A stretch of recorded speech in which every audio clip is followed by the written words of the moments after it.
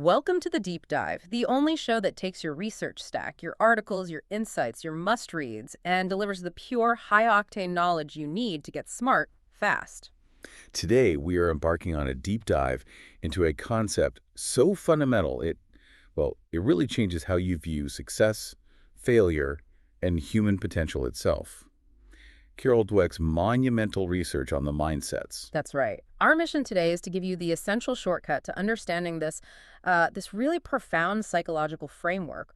We're talking about how a single, often subconscious belief about yourself. Just one belief. Yeah, just one, the belief about whether your abilities are fixed or if they can grow, and how that one thing guides a truly massive part of your life. It shapes your motivation, dictates how you handle failure, and it can even drive your relationships. And ultimately, it can determine whether you actually fulfill your potential or, spend your whole life hiding it. And this isn't just theory, right? Oh, not at all.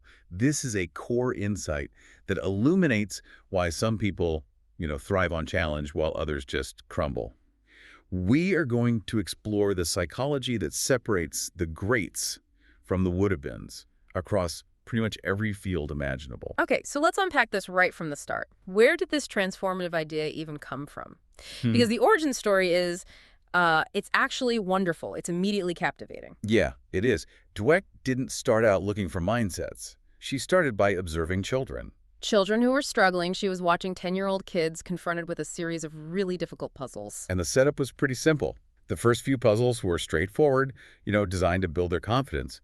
But the later ones were deliberately impossible, or at least exceptionally difficult. And the expectation from a psychological standpoint was that you'd see, well, a range of negative coping strategies. Frustration, denial, kids giving up. The usual stuff. But that's not what happened. Not with all of them, anyway. No, something completely unexpected happened.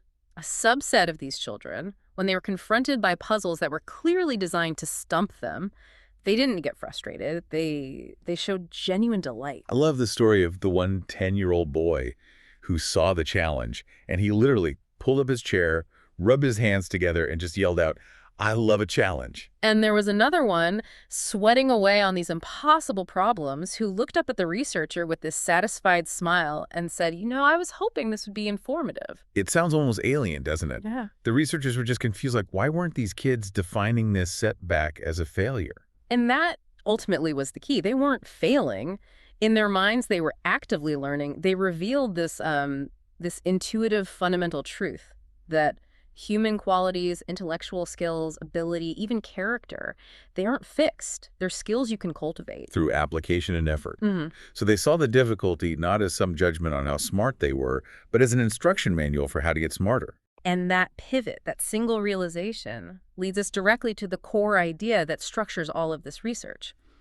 On one side, you have that joyful, challenge-seeking child. And on the other, you have the child whose anxiety about being judged just completely takes over. So let's define these two worlds. What's the architecture of the fixed mindset?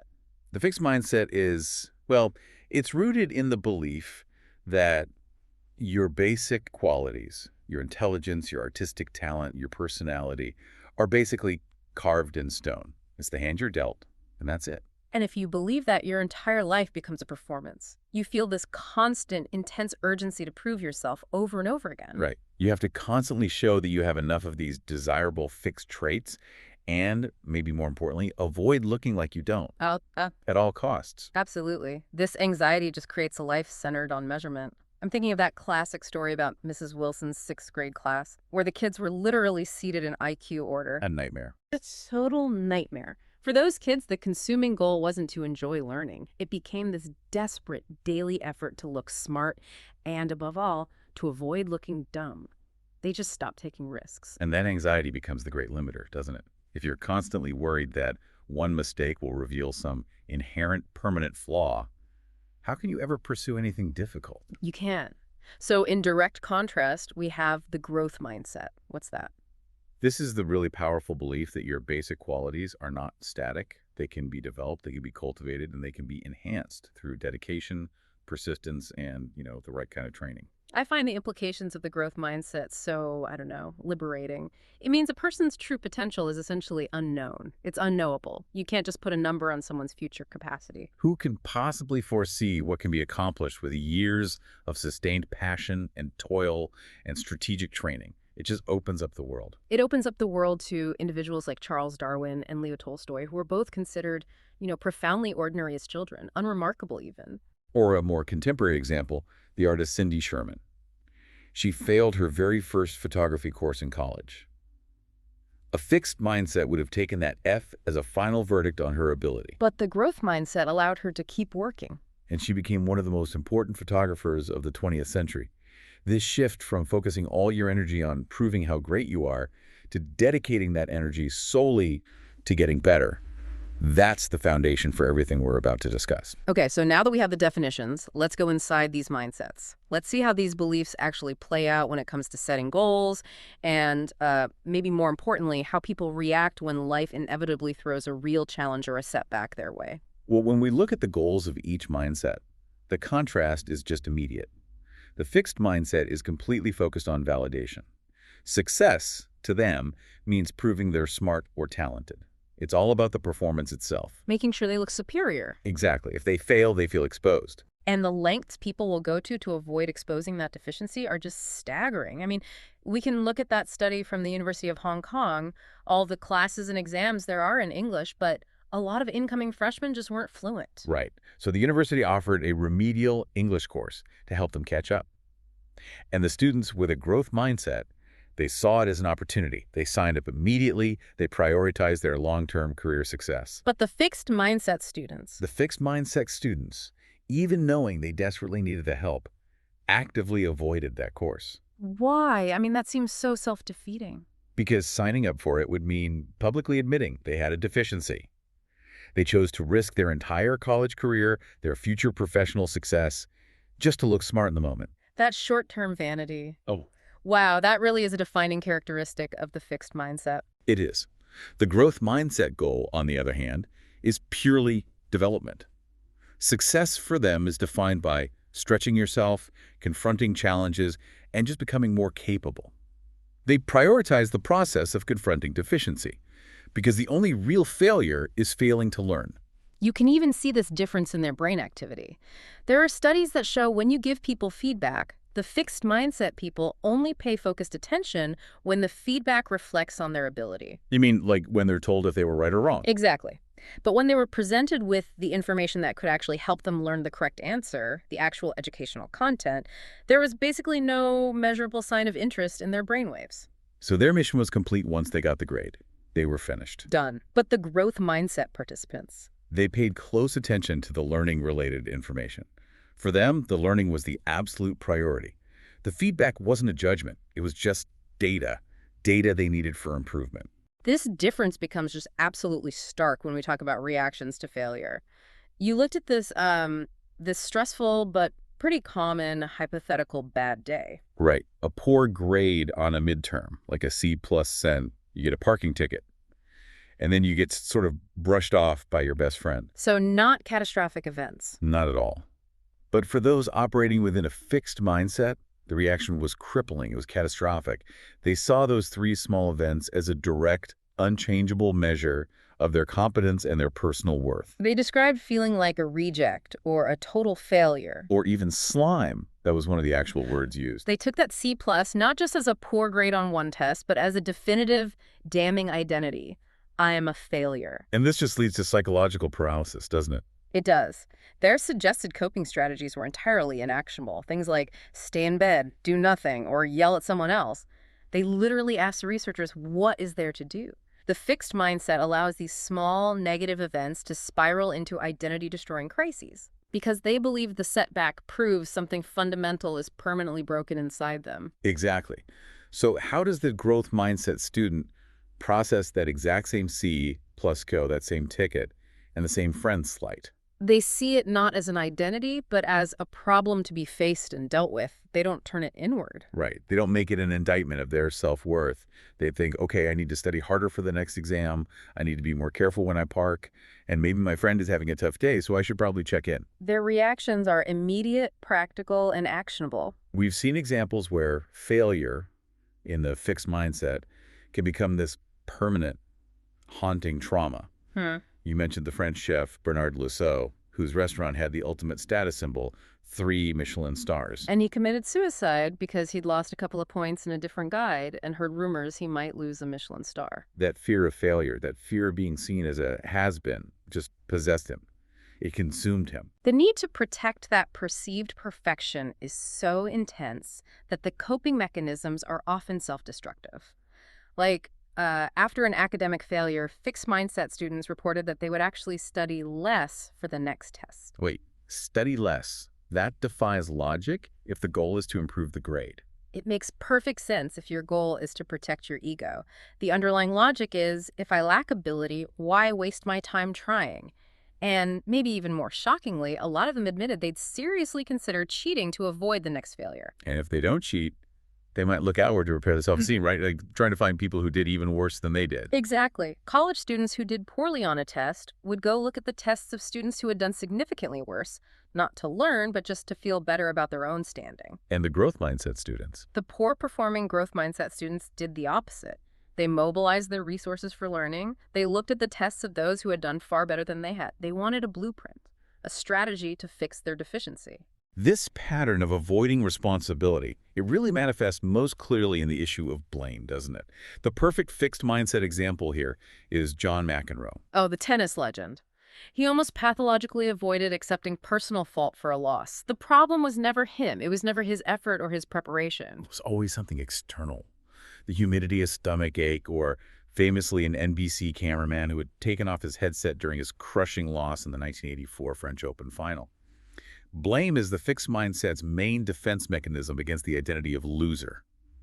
And this brings us to one of the most critical, actionable, and truly profound so what insights of Dweck's research, the established connection between mindset and mental health, specifically depression. Right.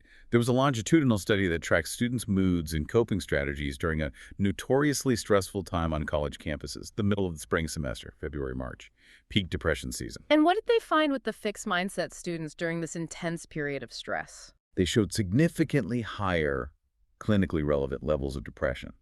And the primary mechanism was rumination. They just tormented themselves with the idea that any setback meant they were permanently incompetent or fundamentally unworthy. The internal dialogue was just cruel. Things like, I just couldn't let go of the thought that this made me less of a man, or you're a dope. And this rumination, this endless loop of self-judgment, it led to inaction, which only deepened the depression. Precisely. They let assignments slide. They stopped engaging in self-care. Their inability to separate the setback from their identity led directly to less action to solve the actual concrete problems.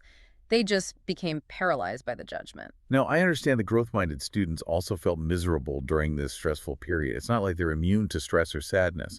So what was the fundamental game-changing difference in their response? The difference was in the direction of their energy. The more depressed the growth mindset students felt, the more they took action to confront the problems they were facing. They saw the misery as an indicator that they needed to engage their resources. So they kept up with their work, they continued to seek help, they managed their schedules. So their sadness mobilized them, whereas the fixed mindset student's sadness paralyzed them. It's a profound demonstration of resilience rooted in agency. By believing that their personal attributes, their intelligence, their focus, their ability to cope, are not fixed judgments but current conditions that can be addressed through effort, they prevented the depression from destroying their lives or derailing their future goals. They maintained their functionality, which is really the definition of psychological resilience. The pathological avoidance of failure we just talked about is, well, it's debilitating. But the fixed mindset also leads to an equally strange and deeply counterproductive view of effort. This is what's often called the effort paradox. Right.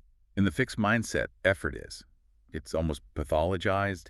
It's seen as evidence of deficiency. If you have to work hard, the narrative goes, you must not be very good at it, or you're just not a true genius. It's a hallmark of the fixed mindset to believe things come easily to people who are true geniuses. And we as a society sometimes feed right into this myth.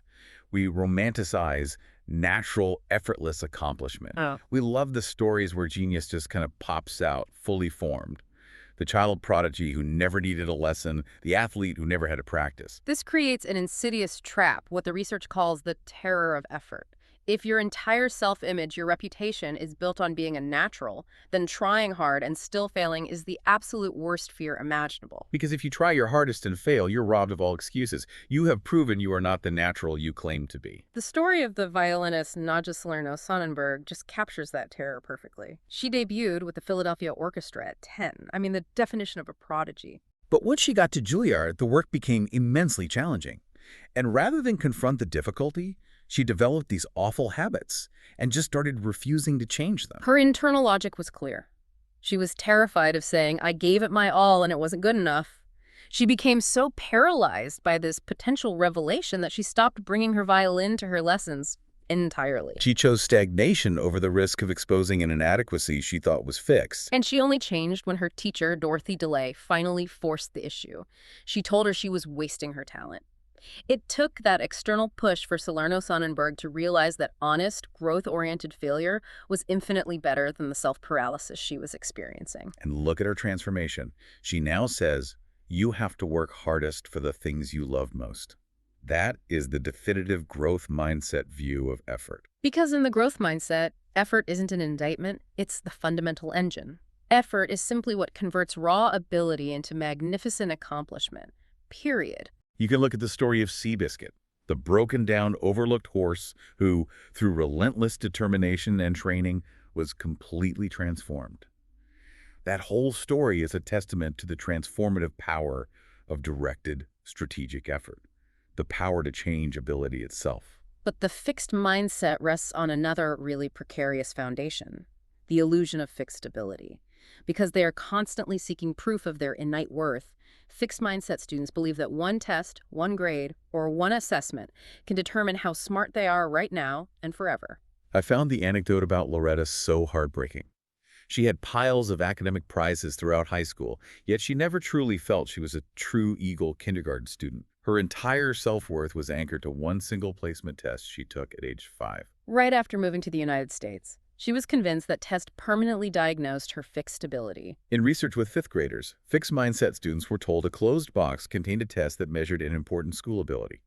And they strongly believed that whatever score they got on it measured how smart they were and how smart they would be when they grew up. That's just an astonishing amount of philosophical power to grant to a single piece of paper, especially when we know so many world-changing figures started out quite ordinarily. Exactly.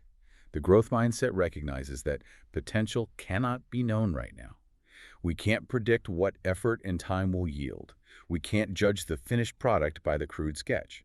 Think of Paul Cézanne, whose early paintings were widely considered, well, pretty bad. Amateurish. He became the painter we know because he continued to put in the time and effort. I love the visceral reaction of that teacher, Mr. Riordan, who responded furiously to a survey asking him to judge a hypothetical student based on a single poor grade. He just wrote, fuming, "You cannot determine the slope of a line given only 1 point, as there is no line to begin with."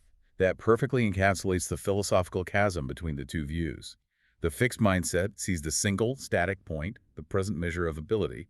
The growth mindset sees the slope, recognizing that a single point tells you nothing about the trajectory of the line, which is shaped by effort and strategy. And here's where it gets really interesting and counterintuitive: the danger of positive labels.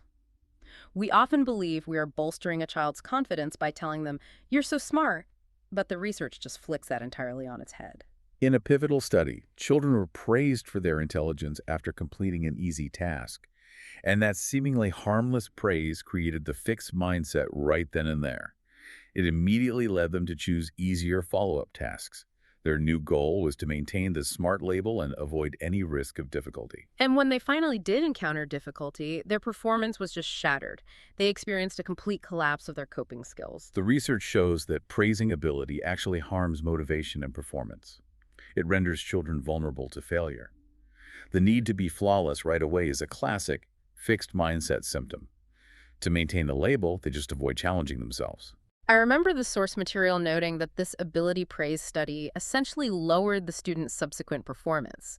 It was equivalent to dropping their IQ scores. And most disturbingly, almost 40% of those who were praised for their ability lied about their scores after they encountered difficulty. They lied because imperfections are shameful and unforgivable in the fixed mindset, especially when you are labeled as talented or brilliant. This desperate need to maintain an illusion of perfection explains why young, talented individuals, like the disgraced reporters Janet Cook and Stephen Glass, chose to fabricate articles. They chose the immediate, flawless illusion over the hard, messy work of learning and reporting. Right. The fixed mindset prohibits the luxury of becoming. They feel they must already be great. So, if positive labels can be dangerous because they trigger the performance anxiety of the fixed mindset, then how devastating are negative labels or stereotypes? The fixed mindset is profoundly vulnerable to stereotype threat. This is the measurable phenomenon where simply checking a box to indicate your race or sex before a test can lower scores for stereotyped groups, African Americans, or women in advanced math and science. And the reason isn't a lack of ability, but a draining of cognitive resources, right? Precisely.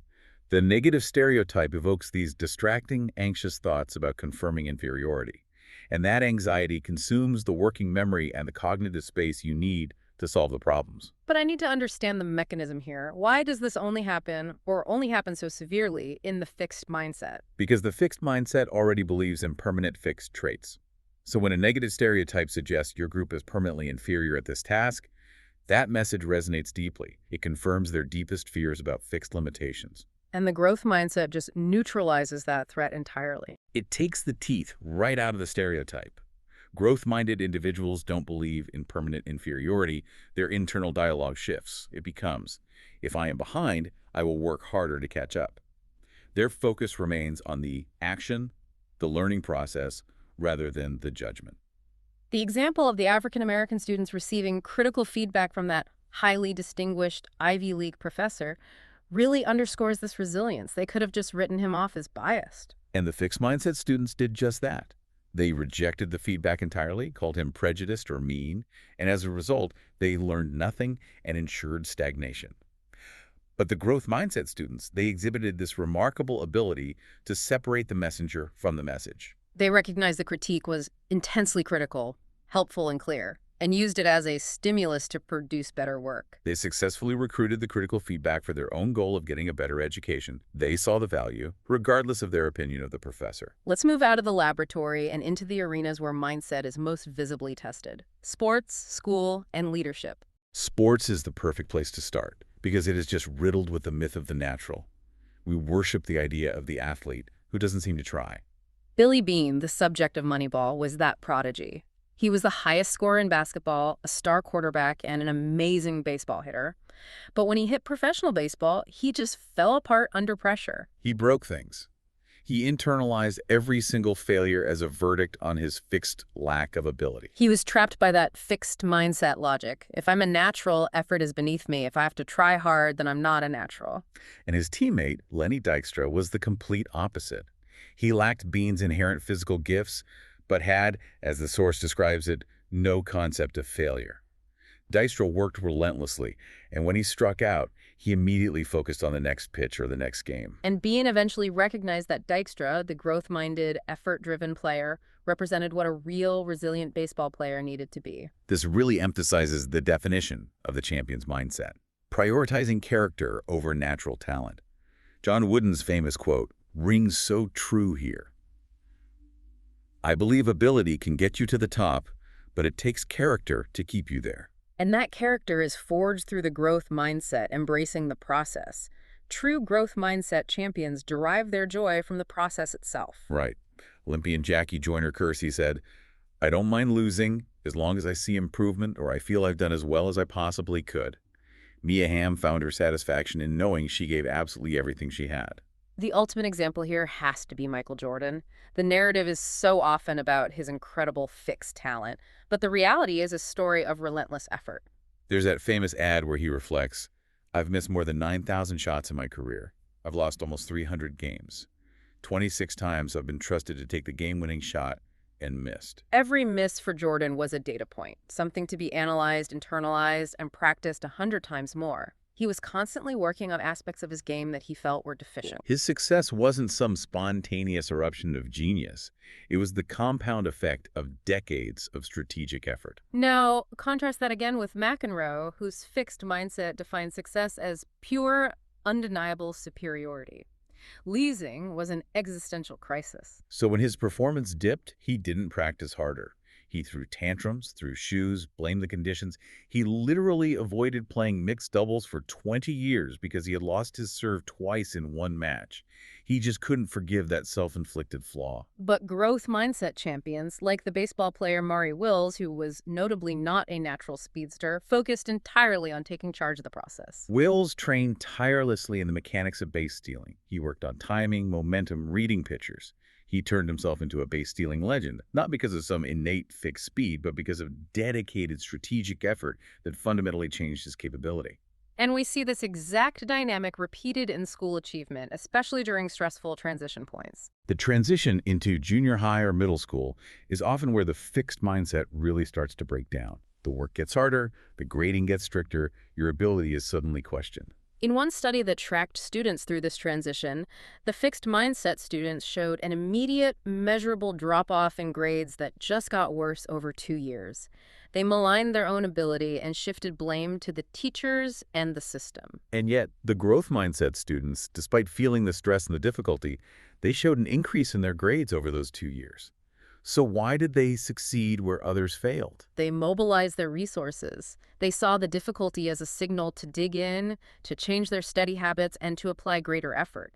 They did what was necessary, realizing that success requires strategy and toil. This is the mindset of figures like George Danzig, the graduate student who, thinking they were merely homework problems, solved two famous, long unsolved math problems.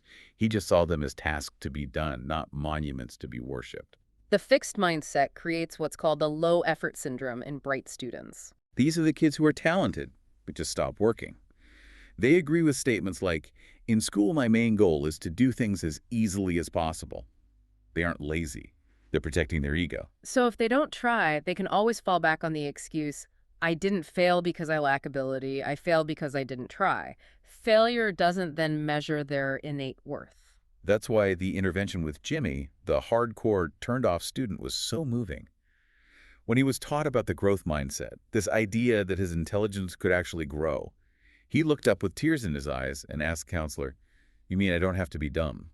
Believing he had agency, that he could genuinely change his capability, unleashed his effort. He started staying up late to do his homework. He began submitting assignments early just to get feedback so he could improve. His entire focus shifted from avoiding effort to maximizing learning. And that belief is the hallmark of the great teacher model. Teachers like Marva Collins, Jamie Escalante, or the Juilliard legend Dorothy DeLay operate from the fundamental conviction that every single student has the capacity to develop their potential. They completely reject the notion of fixed talent. They set extremely high standards for all students, not just the ones on the gifted track.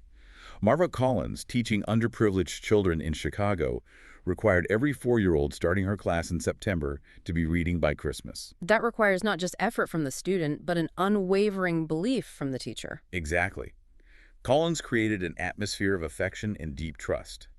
She told one resistant boy, "I am not going to let you give up on yourself."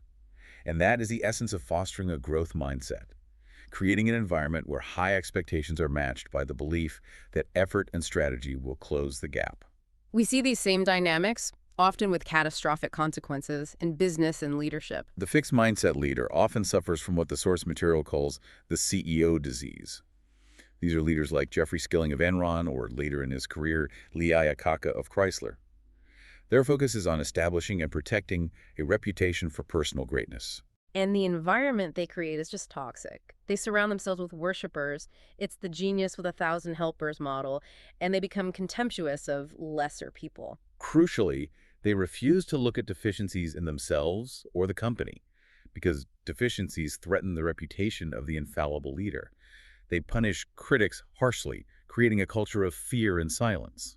And this fixed focus on maintaining their own fame rather than improving the company often sets the entire organization up to collapse shortly after they leave. Iacocca, for example, after his initial genius turnaround of Chrysler, spent the next decade focused on protecting his own reputation, failing to innovate new car models while the rest of the industry moved on. Conversely, the growth mindset leader, often categorized as a level 5 leader in management research, think Darwin Smith of Kimberly-Clark or Jack Welch of GE, they operate completely differently. They're often self-effacing, focused entirely on the organization's improvement, and constantly questioning, prodding, and debating.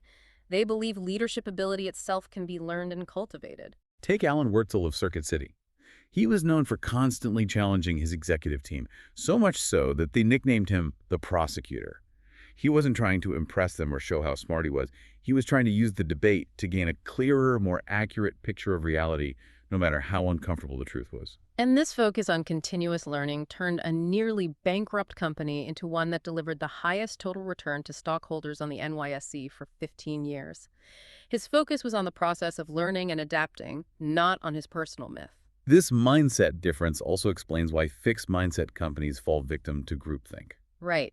Fixed mindset leaders encourage groupthink by ruthlessly punishing critics.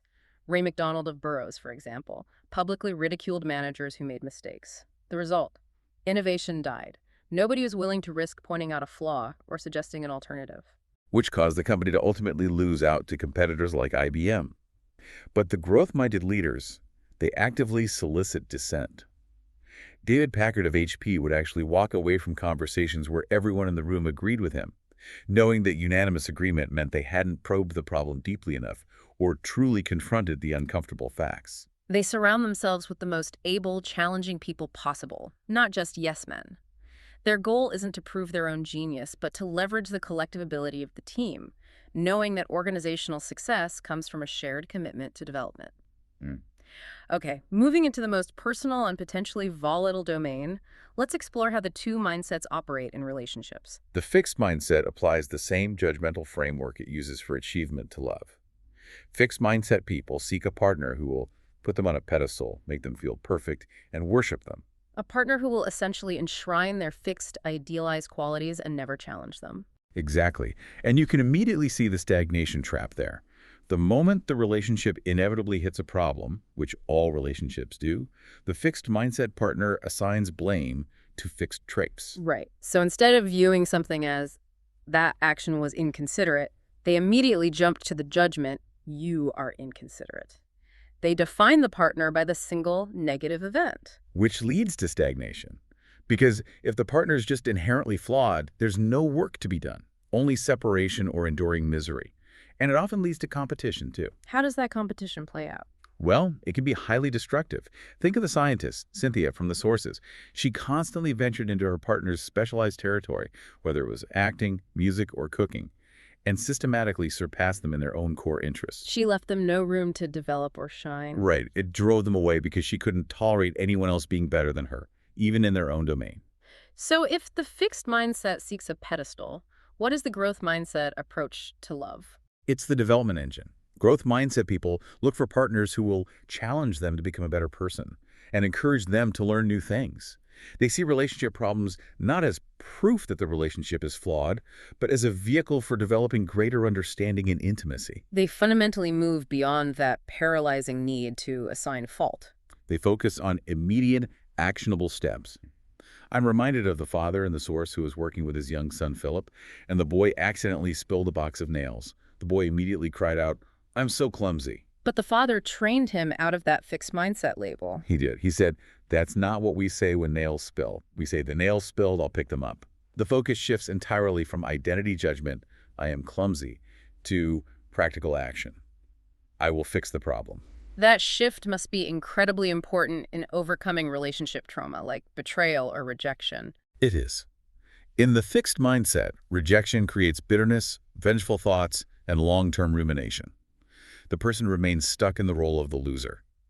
But in the growth mindset, people find they can forgive, they can learn from the experience, and they can move on. They use the pain to clarify what they want in the future and how they might improve their relational strategies rather than letting the event define their permanent worth. Which all sounds wonderful, but if this mindset is so ingrained, how do we actually go about changing mindsets? I mean, it can't be as simple as just deciding to be growth-minded one day. No, it's not. The source material emphasizes that change isn't like surgery where you just remove the old belief. New, growth-oriented beliefs take their place alongside the old fixed ones. It requires moving away from that internal judging self, the suit of armor that offers a false sense of safety, to embracing a growth self. And the foundational step, which is particularly effective with students, is teaching the concept of brainology. Right. This is the critical insight based on neuroscience. The brain isn't a static computer. It's a muscle that physically grows with challenge. When you struggle, when you push yourself to learn new, difficult things, your brain physically forms new neural connections. So when a student struggles with a math problem, instead of thinking, I'm stupid, they should realize their brain is physically restructuring itself to handle the complexity. Exactly. You can explain it in terms of neuroplasticity, the ability of the brain to reorganize itself. Every time you push past a cognitive hurdle, you are strengthening the neural pathways and potentially thickening the myelin sheaths that insulate those connections, making thought faster and more efficient. Teaching this concept that you are literally in charge of your brain and that effort is what makes you smarter is just incredibly empowering. And students who learn brainology and really internalize that effort is the mechanism of growth, they show immediate and significant jumps in performance and motivation. They realize that working hard is not something that makes you vulnerable or exposes a deficiency. It is the single most powerful action that makes you measurably smarter. So once we understand the biology, the source material lays out a concrete process of change in 4 steps for internalizing the growth mindset. Let's walk through those practically. Okay, so step one, you have to first recognize the fixed mindset voice. It's often powerful, cruel, and damning, especially when you encounter setbacks. You're nothing. You're a failure. Why bother trying? You have to become aware of that inner critic. Step 2 is to name the fixed mindset voice. Right. Give it a personality, like the judge or the critic or maybe the inner McEnroe. By externalizing it and giving it a name, it becomes an entity separate from your true self. It allows you to debate it instead of just passively accepting its cruel judgments as fact. Okay, and step 3. Step 3 is you educate it with growth mindset strategies. This is where you actively argue back. For example, when the judge says, this critical feedback proves you're mediocre, you respond with a growth mindset alternative. No, this is a blueprint for improvement. This critique shows me exactly what steps I need to take next. You turn a judgment into a plan. And step 4. You must consistently take action based on the new, growth-oriented mindset. This means implementing the strategies, seeking feedback, studying harder, persisting in the relationship challenge, especially when the initial setback occurs. This is where you practice focusing on learning and effort over proving your ability, and that's what makes the new belief system habitual. And finally, when you are the leader or the teacher or the parent, the most critical application is through process-oriented praise. This means avoiding praise for fixed traits. No more, you're so smart or you're so talented, which, as we saw, actively harms the performance and fosters that avoidance mentality. Instead, you have to praise the process, the effort, the strategy, the focus, the persistence, and the choices they make. Exactly. Praising the process reinforces the growth mindset because it validates the dedication, which is entirely within their control and is the fuel for future achievement. So give us an example of that shift in language. Instead of saying, you're brilliant, you got an A, you'd say something like, that homework was incredibly long and involved. I really admire the way you concentrated, chose a good strategy, and finished it despite the difficulty. You're validating the controllable variables that lead to success, not the fixed intelligence. What stands out here is just how foundational this choice is. The fixed mindset creates this fundamental framework of judge and be judged, where every situation in life, from a simple test score to a major life decision, is viewed as a definitive verdict on your permanent intrinsic worth. And the growth mindset completely takes that judge and be judged framework and transforms it. It becomes a learn and help learn framework. It changes your focus from desperately proving you are sufficient to continually striving to become better. It's the determinant of whether you see a challenge as a debilitating threat or as a profound opportunity for intellectual and personal expansion. And the shift is powerful because it returns agency back to you, the individual. You're no longer held captive by this intimidating fantasy of being the great genius or the flawless star. You are simply a developing person who can choose to work strategically toward your dreams. So what does this all mean for you, the learner, right now? Well, this mindset isn't a personality trait, it's a choice you make and reinforce daily. Every single day offers countless opportunities for growth in your professional work, in your relationships, and in improving your own skill set. And the key, as we saw with the growth mindset students, is taking action. The growth mindset requires deliberate planning and maintenance. Yeah. So we want to end with this thought, which builds on that final step of change. As you reflect on your goals, your work, or your day ahead, ask yourself, what are the opportunities for learning and growth today for myself and for those around me? And, crucial for the growth mindset, to avoid the paralysis of the fixed mindset. What is your concrete plan? The when, the where, and the how to act on that learning. Don't just think about it. Write it down. You can start that journey right now, even if it feels difficult. Thank you for joining us for this deep dive. We'll see you next time.